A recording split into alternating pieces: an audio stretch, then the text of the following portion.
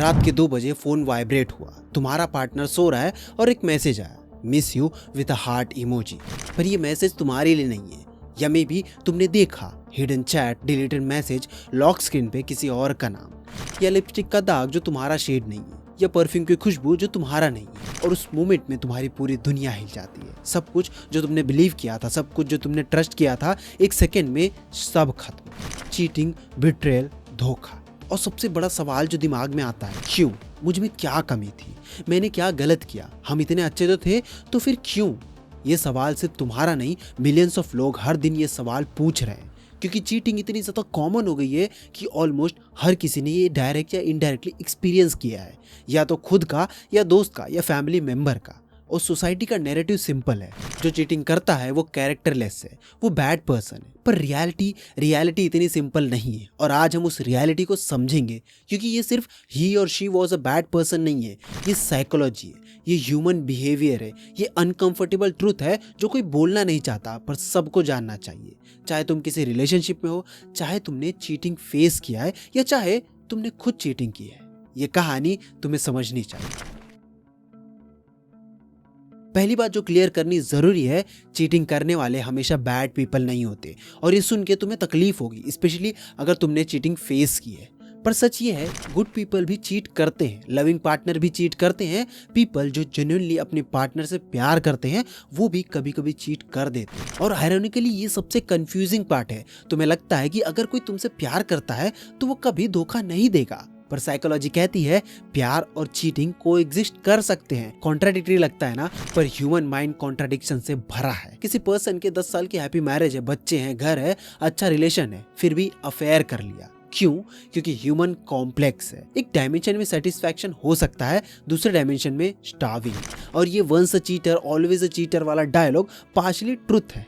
कुछ लोग रिपीट करते हैं, हाँ, पर कुछ लोग एक मिस्टेक करते हैं और जेन्युइनली रिग्रेट करते हैं और दोबारा नहीं करते। प्रॉब्लम यह है कि हम चीटिंग को ब्लैक एंड व्हाइट देखते हैं, पर रियलिटी शेड्स ऑफ ग्रे है। और जब तक तुम ये नहीं समझोगे, तब तक तुम कभी समझ नहीं पाओगे कि एक्चुअली होता क्या है। तो पहला अनकंफर्टेबल ट्रुथ, गुड पीपल भी चीट कर सकते हैं। और ये अंडरस्टैंडिंग जरूरी है, क्योंकि सबसे कॉमन रीजन जो रिसर्च बताती है, इमोशनल नेग्लेक्ट। इमेजिन करो, तुम्हारा पार्टनर है, प्यार करता है तुमसे, पर दिन भर बिजी रहता है, घर आता है तो थका हुआ, बात करते हो तो हाफ हार्टेडली सुन रहा है, फोन पे स्क्रॉल कर रहा है जब तुम कुछ इंपॉर्टेंट बता रहे हो। फिजिकल तो है बट इमोशनली एब्सेंट है। तुम महसूस करते हो invisible, unimportant, taken for granted. और फिर कोई और आता है जो जेन्युइनली इंटरेस्टेड लगता है तुम्हारी बातों में, जो पूछता है कैसे हो, क्या हुआ, और एक्चुअली सुनना चाहता है, जो तुम्हें वैलिडेट करता है, जो तुम्हें स्पेशल फील कराता है। ये अफेयर इमोशनल अफेयर से शुरू होता है, फिजिकल नहीं, बस एक दोस्त, बस एक कलीग, पर स्लोली वो इमोशनल इंटीमेसी बढ़ती जाती है। लोग सोचते हैं चीटिंग मतलब फिजिकल अट्रैक्शन, पर स्टैटिस्टिक्स कहती है 80% अफेयर इमोशनल कनेक्शन से शुरू होती है, फिजिकल से नहीं। जब घर पे तुम फील करते हो कि तुम्हारा पार्टनर तुम्हें समझता नहीं, तुम्हारी फीलिंग को इग्नोर करता है, तुम्हारे प्रेजेंस को वैल्यू नहीं करता, तब बाहर से थोड़ा सा अटेंशन भी ज्यादा पावरफुल लगता है। और यहाँ सबसे बड़ा मिसकंसेप्शन ये है, if they love me they wouldn't feel this way. पर सच ये है, प्यार हो सकता है पर इमोशनल नीड्स फुलफिल नहीं हो रही। और ह्यूमन इमोशनल क्रिएचर है, जब वो नीड्स क्रॉनिकली इग्नोर होती हैं, लोग डेस्परेट हो जाते हैं। पर इमोशनल नेगलेक्ट सिर्फ एक रीजन है, दूसरा रीजन और भी अनकंफर्टेबल है। ये वर्ड इंडिया में अनकंफर्टेबल होता है बोलना, पर ये एक मेजर रीजन है चीटिंग का। रिलेशनशिप के शुरू में पैशन होता है, फिजिकल इंटीमेसी होती है, केमिस्ट्री होती है, पर टाइम के साथ, स्पेशली मैरिज के बाद, बच्चे होने के बाद, ये सब फेड होता चला जाता है। एक पार्टनर को चाहिए, दूसरे को नहीं। एक रेडी है, दूसरा टायर्ड है। एक इंटीमेट करता है, दूसरा रिजेक्ट कर देता है। और slowly physical intimacy almost instinct हो जाती है। महीने गुजर जाते हैं, कभी कभी साल, और जिस पार्टनर को चाहिए वो फ्रस्ट्रेटेड हो जाता है, रिजेक्टेड फील करता है, अनवांटेड फील करता है। समाज में औरत कहती है तो सोसाइटी कहती है कंट्रोल करो, रिस्पेक्ट करो। पर जब मर्द कहते हैं तो man are always like that. दोनों तरफ से इश्यू को इंपॉर्टेंस नहीं दी जाती। Physical intimacy is a legitimate need in a relationship, और जब वो क्रॉनिकली मिसिंग होती है और कम्युनिकेशन भी कुछ नहीं होता, तो टेम्पटेशन बहुत स्ट्रांग हो जाती है। Gym trainer, office colleague, old friends, कोई भी जो अटेंशन दे, अट्रैक्टिव लगे, अवेलेबल लगे। सिचुएशन डेंजरस हो जाती है और यहाँ पे लोग बोलते हैं पर चीटिंग तो गलत है, कम्युनिकेशन कर लेते, थेरेपिस्ट के पास चले जाते। आइडियली हाँ, पर रियलिटी में कम्युनिकेशन एग्जॉस्टिंग है जब दूसरा पर्सन डिफेंसिव हो जाता है। थेरेपी सजेस्ट करने पे हमारी रिलेशनशिप में कोई प्रॉब्लम ही नहीं है ऐसे बोलते हैं और स्लोली फ्रस्ट्रेशन डेस्परेशन बन जाती है। Does it justify cheating? No, but does it explain cheating? Yes. और फिजिकल इंटीमेसी के साथ कनेक्टेड है एक और साइकोलॉजिकल नीड, वैलिडेशन और सेल्फ स्टीम की भूख। ह्यूमंस को वैलिडेशन चाहिए, फीलिंग चाहिए कि I am attractive, I am desirable, I am wanted.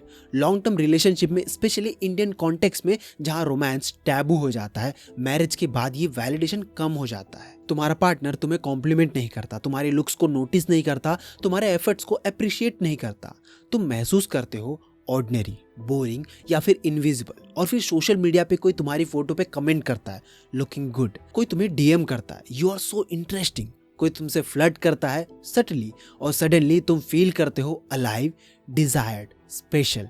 ये डोपामिन हिट है, ये ईगो बूस्ट है। और जब घर पे ये नहीं मिल रहा होता तो बाहर से ज्यादा अट्रैक्टिव लगता है, स्पेशली जब सेल्फ एस्टीम ऑलरेडी लो हो, जब तुम फील करो कि तुम अट्रैक्टिव नहीं लग रहे, जब एजिंग के साइन आ रहे हो और तुम इनसिक्योर हो, तब किसी यंग पर्सन का अट्रैक्शन, किसी न्यू पर्सन का इंटरेस्ट बहुत इंटॉक्सिकेटिंग लगता है।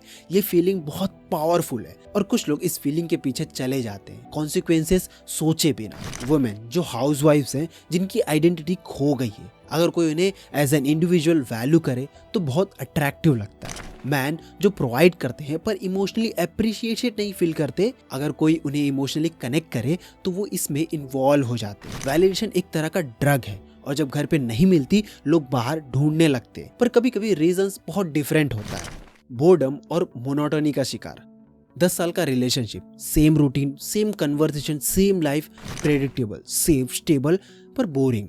एक्साइटमेंट खत्म, बस एक मोनोटोनस लूप। मॉर्निंग में उठना, रेडी होना, ऑफिस जाना, इवनिंग में घर आना, डिनर करना, टीवी और फिर सो जाना। वीकेंड पे घर की सफाई, ग्रोसरीज, रिलेटिव के पास, रिपीट रिपीट एंड रिपीट। और कुछ लोग के लिए ये सफोकेटिंग हो जाता है, उन्हें थ्रिल चाहिए, एडवेंचर चाहिए, अनप्रेडिक्टेबिलिटी चाहिए। तो जब कोई नया एंटर होता है लाइफ में, new conversation, new experiences, new excitement, ये बहुत मैजेस्टिक होता है। वो अफेयर का इस्तेमाल करते हैं मोनोटोनी से एस्केप करने के लिए। वहाँ सब कुछ फ्रेश है, एक्साइटिंग है, हिडन मीटिंग का थ्रिल है। शायद कुछ लोग कहें ये इमेच्योरिटी है, ग्रो अप, शायद, पर ये एक रियल रीजन है। ह्यूमन नोवेल्टी के लिए वायर्ड है, न्यू एक्सपीरियंसेस डोपामिन रिलीज करती है। और जब कमिटेड रिलेशनशिप बोरिंग हो जाती है और दूसरी तरफ एक्साइटमेंट है, टेम्पटेशन बहुत स्ट्रांग होती है। इंडियन कॉन्टेक्स्ट में स्पेशली, जहां अरेंज मैरिजेस में इनिशियली ही पैशन नहीं था, ये बोर्डम बहुत जल्दी सेट इन कर जाता है। और इस बोर्डम के साथ कनेक्टेड है एक और डीप साइकोलॉजिकल फैक्टर। कुछ अफेयर रिवेंज से होती है, कॉन्शियसली या सबकॉन्शियसली तुम्हारे पार्टनर ने कुछ किया सालों पहले और तुमने माफ कर दिया, लेकिन तुम भूल नहीं पाए। मे बी उसने कुछ इमोशनली चीट किया था, मे बी उसने तुम्हें हर्ट किया था बैडली, मे बी उसने तुम्हारा मेजर डिसीजन इग्नोर किया था। तुमने एक्सटर्नली मूव ऑन तो कर लिया, पर अंदर से दिल के किसी कोने में वो फीलिंग बिल्ड होती रही, अनस्पोकन, अनरिजॉल्व्ड। और फिर एक दिन अपॉर्चुनिटी आती है, अब तुम्हारा सबकॉन्शियस कहता है व्हाई नॉट, उन्होंने भी तो किया था या उन्होंने भी मुझे हर्ट किया था, अब उनकी बारी है। ये रिवेंज चीटिंग है और ये बहुत टॉक्सिक है पर बहुत रियल भी है। या फिर कॉन्स्टेंट फाइट्स, कम्युनिकेशन ब्रेकडाउन्स, हर बात पे आर्गुमेंट्स, इमोशनल डिस्टेंस। तुम एक रूम में हो पर इसके बावजूद तुम्हारे बीच बहुत सारी दूरियां हैं। तब अफेयर एक एस्केप बन जाती है। वो पर्सन वो दे रहा है जो पार्टनर नहीं दे पा रहा, पीस, अंडरस्टैंडिंग, हार्मनी। कुछ लोग कहेंगे तो ब्रेकअप कर लेते, चीटिंग क्यों करना? प्रैक्टिकल सवाल है पर साइकोलॉजी सिंपल नहीं। ब्रेकअप स्कैरी है, फाइनेंशियली डिपेंडेंट हो तो और ज्यादा, बच्चे हो तो कॉम्प्लिकेटेड है, सोसाइटी का प्रेशर है, फैमिली का प्रेशर है, लोग क्या कहेंगे इसका डर है, तो लोग ट्रैप्ड फील करते हैं। और अफेयर एक एस्केप हैच है, रिलेशनशिप के बेनिफिट भी, एक्साइटमेंट भी, बिना कॉन्सिक्वेंसेस के, जब तक पकड़े ना जाओ। पर कभी कभी रीजन बहुत सुपरफिशियल भी हो सकता है। ये भी सच है, कभी कभी कोई डीप रीजन नहीं होता, बस अपॉर्चुनिटी मिल गई, टेम्पटेशन थी और सेल्फ कंट्रोल नहीं था। ऑफिस पार्टी में थोड़ा पीना हो गया, अट्रैक्टिव कलीग थे, फ्लर्टिंग हुई, एक बात से दूसरी बात और लाइन क्रॉस हो गई। या सोशल मीडिया पे स्लाइड इनटू डीएम, कैजुअल बात, फिर फ्लर्टिंग, फिर सेक्सटिंग, फिर रियल मीटअप, फिर फिजिकल। कुछ लोग के लिए ये प्लान्ड नहीं होता, मैं चीट करूंगा सोच के नहीं चलते, पर सिचुएशन बन गई, बाउंड्रीज ब्लर हो गई और गलती हो गई। Does alcohol excuse it? No. Does opportunity justify it? No.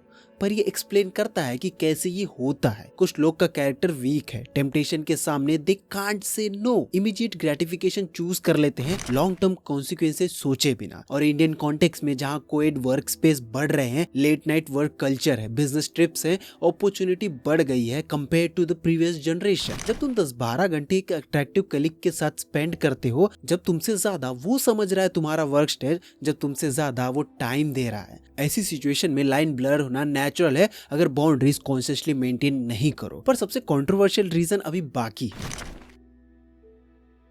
ये सबसे अनकंफर्टेबल ट्रुथ है, पर एवोल्यूशनरी साइकोलॉजी कहती है ह्यूमन नेचुरली मोनोगोमस नहीं है। हिस्ट्री उठा के देखो, बहुत सारे कल्चर में पॉलीगैमी था, किंग के मल्टीपल्स वाइफ्स थी, सोसाइटी का स्ट्रक्चर अलग था और बायोलॉजिकली कुछ लोग एक ही पार्टनर से सेटिस्फाई होना मुश्किल था।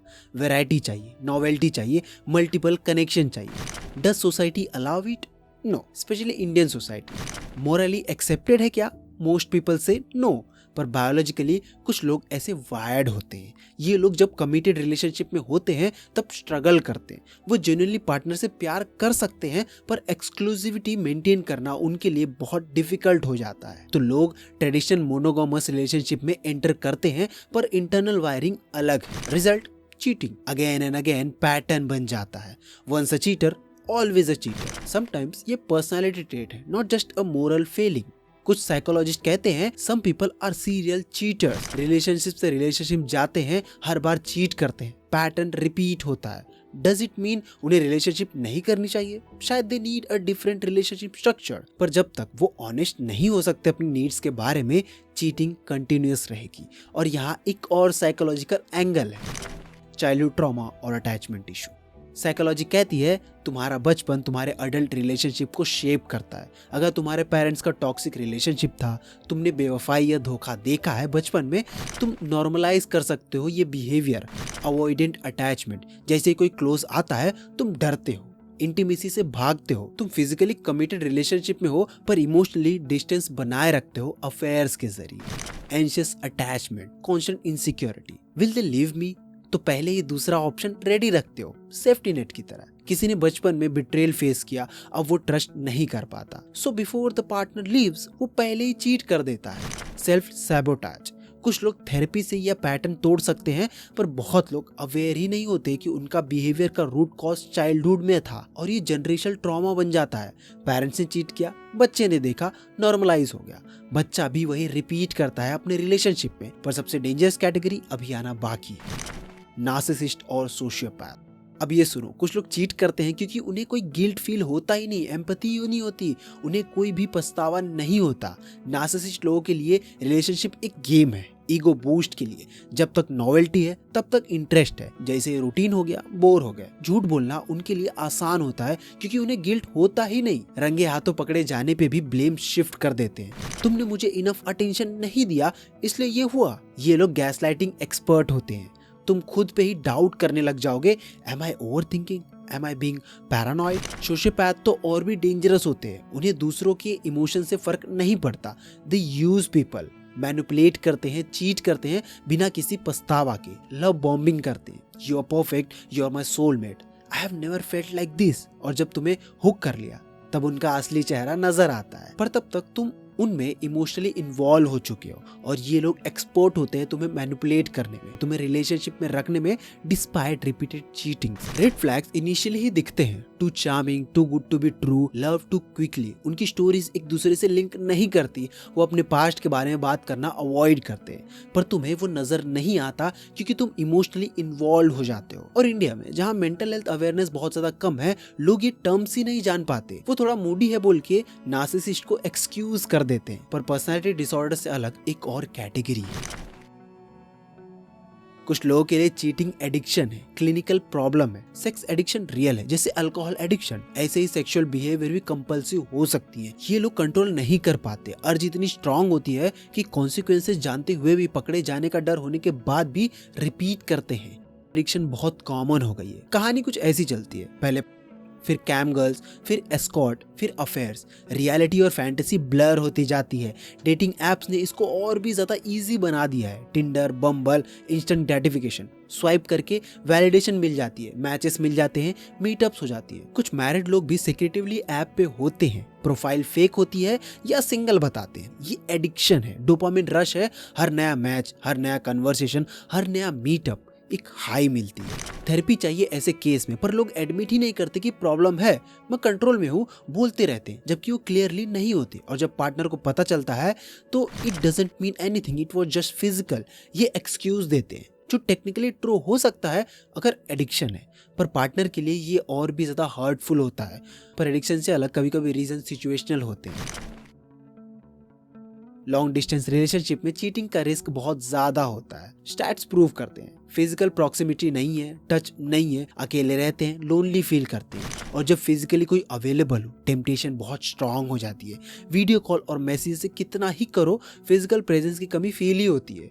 और ह्यूमन फिजिकल क्रिएचर है, टच, हग, किस, ये बायोलॉजिकल नीड्स है। अगर लॉन्ग डिस्टेंस मंथ तक हो या ईयर्स तक, सस्टेन करना बहुत ज्यादा मुश्किल होता है बिना किसी स्लिप अप के। प्लस ट्रस्ट वेरीफाई नहीं कर सकते, वो कहाँ है, किसके साथ है, क्या कर रहे हैं, वी नेवर नो। तुम एक्चुअली जानते ही नहीं, शायद वो फोन पे कह रहे कि मैं बिजी हूँ, पर एक्चुअली किसी और के साथ हो। ये कांस्टेंट डाउट रिलेशनशिप को पॉइजन करता है। और जब डाउट है तो सस्पिशन बढ़ता है, और जब सस्पिशन बढ़ता है तो रिलेशनशिप टॉक्सिक हो जाता है। कुछ लोग लॉन्ग डिस्टेंस हैंडल कर लेते हैं सक्सेसफुली, पर उनके लिए स्ट्रॉन्ग कम्युनिकेशन चाहिए, ट्रस्ट चाहिए और एंड गोल क्लियर होना चाहिए। Will be together in x month और ईयर्स। पर जब एंड गोल ब्लर हो जाती है, जब टाइमलाइन एक्सटेंड होते हैं, तब होप खत्म हो जाती है और चीटिंग का रिस्क बढ़ता जाता है। इंडियन कॉन्टेक्स्ट में बहुत केसेस हैं, on site job, different cities में जॉब, अब्रॉड स्टडीज, और अरेंज मैरिज के तुरंत बाद अब्रॉड मूव हो गए। रिलेशनशिप प्रॉपरली बिल्ड ही नहीं हो पाती है तो चीटिंग बहुत कॉमन हो जाती है। और सबसे पेनफुल टाइप है emotional affairs, the grey area. सबसे कंफ्यूजिंग और पेनफुल इमोशनल अफेयर्स, क्योंकि टेक्निकली फिजिकल चीटिंग नहीं है, पर इमोशनली ऑलरेडी दूसरे के साथ कमिटेड। ऑफिस कलीग के साथ डेली लंच, पर्सनल बातें, ड्रीम्स, फियर, फ्रस्ट्रेशन सब शेयर करना। पार्टनर से ज्यादा टाइम उस पर्सन के साथ, बस दोस्त है ऐसा एक्सक्यूज देना। पर रियलिटी में इमोशनल इंटीमेसी फिजिकल इंटीमेसी से ज्यादा डीप हो जाती है। तुम पार्टनर को नहीं बता रहे कि तुम्हारा दिन कैसा गया, पर उस फ्रेंड को डिटेल में बताते हो। तुम पार्टनर के सामने फेक स्माइल करते हो, पर उस पर्सन के सामने रियल इमोशन दिखाते हो। और स्लोली वो पर्सन दोस्त से बहुत ज्यादा आगे बढ़ जाता है। पार्टनर बस एक रूममेट बन के रह जाता है, क्योंकि इमोशनल कनेक्शन तो उस बाहर वाले इंसान के साथ है। फिजिकली कुछ नहीं हुआ तो टेक्निकली आई डिडंट चीट, ये डिफेंस देते हो। पर आस्क योरसेल्फ, अगर तुम्हारा पार्टनर तुम्हारी पर्सनल डायरी पढ़े जहां तुम उस पर्सन के बारे में लिखते हो, तो कंफर्टेबल होगा? अगर तुम्हारा पार्टनर तुम्हारी उस पर्सन के साथ मैसेजेस पढ़े तो एक्सप्लेन कर पाओगे? इफ आंसर इज नो, तो ये इमोशनल चीटिंग है। और ये फिजिकल चीटिंग से ज्यादा पेनफुल हो सकता है, क्योंकि बॉडी शेयर करना एक बात है, पर सोल शेयर करना वो अलग लेवल का इंटीमेसी है। इंडियन मैरिजेस में स्पेशली अरेंजमेंट, इमोशनल कनेक्शन कभी बनते ही नहीं प्रॉपरली। तो जब कहीं और मिल जाता है तो लोग उनकी तरफ खींचे चले जाते हैं। और यहीं पे सबसे कॉम्प्लेक्स पार्ट आता है, अगर उन्हें चीट किया तो वापस क्यों आए? अगर तुमसे प्यार नहीं करता तो छोड़ क्यों नहीं दिया? क्योंकि ह्यूमंस कॉम्प्लिकेटेड है। लव बाइनरी नहीं है, ऑन या ऑफ, ग्रे जोन होता है। गिल्ट, जेन्युइनली रिग्रेट होता है। कुछ लोगों को रियलाइज होता है कि मैंने क्या खोया। वो अफेयर टेम्पररी थ्रिल था, ये रिलेशनशिप रियल है। फैमिली, बच्चे हैं, उनकी लाइफ डिस्टर्ब नहीं करना चाहते। फाइनेंशियल सिक्योरिटी, पर्टिकुलरली एक तरफ तुम फाइनेंशियली इंटैंगल्ड हो, डाइवोर्स एक्सपेंसिव है, लिविंग स्टैंडर्ड ड्रॉप हो जाती है। सोसाइटी, लोग क्या कहेंगे, स्पेशली इंडिया में डाइवोर्स अभी भी स्टिग्मा है। कंफर्ट, वो पर्सन तुम्हारा हैबिट बन चुका है, एक तरह का रूटीन बन चुका है। न्यू पर्सन के साथ नया स्टार्ट करना स्कैरी है। रियलाइजेशन कि grass is not greener on the other side. Affair में जो एक्साइटमेंट थी वो एक इल्यूजन था, रियलिटी में वो पर्सन भी फ्लॉड है। सो दे कम बैक, अपोलोजाइज करते हैं, प्रॉमिस करते हैं कि दोबारा नहीं होगा, सब कुछ करने को तैयार होते हैं। और तुम्हें डिसीजन लेना पड़ता है, फॉरगिव करूं या छोड़ दूं। और ये सबसे मुश्किल डिसीजन होता है, क्योंकि ट्रस्ट टूट चुका है। एक बार जो क्रैक पड़ गई है वो फुल्ली हील नहीं होती। हाँ, कुछ रिलेशनशिप सर्वाइव कर लेती हैं चीटिंग के बाद, और भी ज्यादा स्ट्रॉन्गर बन जाती हैं, क्योंकि दोनों वर्क करते हैं इश्यूज पे, कम्युनिकेशन को इम्प्रूव करते हैं, एप्रिसिएशन बढ़ती है। पर कुछ रिलेशनशिप ज़ॉम्बीज बन जाती हैं। टेक्निकली साथ हैं पर इमोशनली डेड। अगर तुम्हें लगता है कि तुम्हारा पार्टनर चीट कर रहा है तो ये साइन देखना: फोन का सडनली प्रोडक्टिव होना, पासवर्ड चेंज करना, नए कपड़े, न्यू परफ्यूम, रूटीन में unexplained changes, late night meeting ज्यादा हो गई, बिजनेस ट्रिप बढ़ गई है, फ्रेंड्स के साथ प्लान जिनका कोई डिटेल नहीं है तुम्हारे पास, इमोशनली डिस्टेंस, लाइफ में चेंज या तो कम्प्लीटली बंद हो गई है या सडनली एडवेंचरस हो गई है, गिल्ट से या न्यू पर्सन से सीखे हुए, डिफेंसिव बिहेवियर, छोटी बात पे गुस्सा करना, यू डोंट ट्रस्ट मी का accusation, blame shifting, social media पे सस्पिशियस एक्टिविटी, न्यू फ्रेंड्स जिसके बारे में बात नहीं करता, टैग्स में आता नहीं, लोकेशन हाइड करके रखता है। पर सबसे इंपॉर्टेंट, कम्युनिकेशन। अगर तुम्हें डाउट है तो मेच्योरली बात करो, एक्विजिशन मत लगाओ, इनिशियली एक्सप्रेस करो तुम क्या फील कर रहे हो, और अगर सच में चीटिंग हो रही है तो डिसीजन तुम्हारा है, स्टे या leave. It's not always about you. सबसे इंपॉर्टेंट बात जो चीटेड पार्टनर को समझना चाहिए, इट्स नॉट योर फॉल्ट। तुम सोचोगे क्या मुझ में कोई कमी थी, मैं थोड़ा और प्रिटी होती, मैं थोड़ा और इंटरेस्टिंग होती, मैं थोड़ा और अट्रैक्टिव होता। नहीं, चीटिंग चूज उन्होंने किया, गलती उनकी है। रिलेशनशिप में दोनों तरफ से एफर्ट चाहिए। हाँ, मे भी कुछ एरियाज में तुम भी इंप्रूव कर सकते हो, पर चीटिंग का ब्लेम तुम पे नहीं डाल सकते। उन्होंने कम्युनिकेट करने की बजाय चीट को चूज किया, उन्होंने एड्रेस करने की बजाय एस्केप चूज किया, उन्होंने रिलेशनशिप में वर्क करने की बजाय बाहर वैलिडेशन ढूंढा। ये उनका कैरेक्टर फ्लॉ है, तुम्हारा नहीं। और हील करना टाइम लेता है, ट्रस्ट इशू रहेंगे, फ्यूचर रिलेशनशिप पे इम्पैक्ट पड़ेगा शायद, पर ये तुम्हारी जर्नी है और तुम डिजर्व करते हो किसी ऐसे के साथ रहना जो तुम्हें वैल्यू करे, रिस्पेक्ट करे और लॉयल रहे। चीटर्स के लिए भी मैसेज है, अगर तुमने चीट किया है तो एटलीस्ट ऑनेस्टी तो रखो, पार्टनर को सच बताओ, उन्हें चूज करने दो कि वो क्या करना चाहते हैं, उन्हें सालों तक बेवकूफ मत बनाओ। और अगर रिलेशनशिप में जेन्युइनली इशू है तो कम्युनिकेट करो, कपल्स थेरेपी ट्राई करो, पर चीट मत करो। ये सबसे कॉवर्डली ऑप्शन है, क्योंकि चीटिंग सिर्फ उस मोमेंट का डिसीजन नहीं है, ये एक सीरीज ऑफ चॉइसेस है। उस पर्सन से बात करना, फ्लर्ट करना, नंबर एक्सचेंज करना, मीटअप प्लान करना, अपने पार्टनर से झूठ बोलना, फिजिकली इन्वॉल्व होना। हर स्टेज पे तुम्हें पता है तुम गलत कर रहे हो, हर स्टेप पे तुम चूज कर रहे हो अपनी इमीडिएट डिजायर को अपने पार्टनर की फीलिंग से ज्यादा इंपॉर्टेंस दे रहे हो, और वो चॉइसेस तुम्हारी है। Own it, accept the consequences और होपफुली लर्न फ्रॉम। देखो, हो सकता है बोलने में आसान लगता है, पर चीटिंग कॉम्प्लेक्स है। एक सिंपल आंसर नहीं है क्यों होता है, हर केस डिफरेंट है, हर सिचुएशन यूनिक है। कभी जेन्युइन मिस्टेक होती है, कभी पैटर्न होता है, कभी रिलेशनशिप की प्रॉब्लम्स लीड करती है, कभी इंडिविजुअल की problems, but ultimately it's all about choices. Circumstances जो भी हो, चीटिंग एक चॉइस है और चॉइसेस के कॉन्सिक्वेंसेस होते हैं। अगर तुम किसी रिलेशनशिप में हो, इश्यूज फील कर रहे हो, कम्युनिकेट करो, एस्केप मत ढूंढो, उस प्रॉब्लम पे वर्क करो साथ में मिलकर। और अगर वर्क नहीं कर सकता रिलेशनशिप तो ऑनेस्टली एंड करो before moving to someone else. और अगर तुमने चीटिंग फेस किया, it's not your fault, heal करो अपने पीस पे, और जब रेडी हो तब ट्रस्ट करना दोबारा सीखो, क्योंकि एक पर्सन की गलती से सबको जज करना भी गलत है। और अगर तुम उस कैटेगरी में हो जिसने चीट किया है, own your mistake, apologize genuinely और चेंज करो एक्चुअली, सिर्फ वर्ड में नहीं, क्योंकि action speaks louder than promises. Cheating hurt करता है, डीपली जख्म छोड़ देता है। तुम्हें नहीं पता कि सामने वाला कितना ज्यादा डीपली तुमसे इन्वॉल्व है, और ये सब करके तुम उसको कितना हर्ट करोगे। फैमिलीज अफेक्ट होती हैं, बच्चे सफर करते हैं। So before making that choice, think वो टेम्परेरी थ्रिल वर्थ है, वो मोमेंट्री एक्साइटमेंट वर्थ है, क्या ये सब रिस्क करने लायक है? ये था साइकोलॉजी उन लोगों का जो रिलेशनशिप में चीट करते हैं। अनकंफर्टेबल था, कंट्रोवर्शियल था, पर नेसेसरी था डिस्कस करना, क्योंकि जब हम रियलिटी फेस नहीं करेंगे, इशू एड्रेस नहीं कर पाएंगे।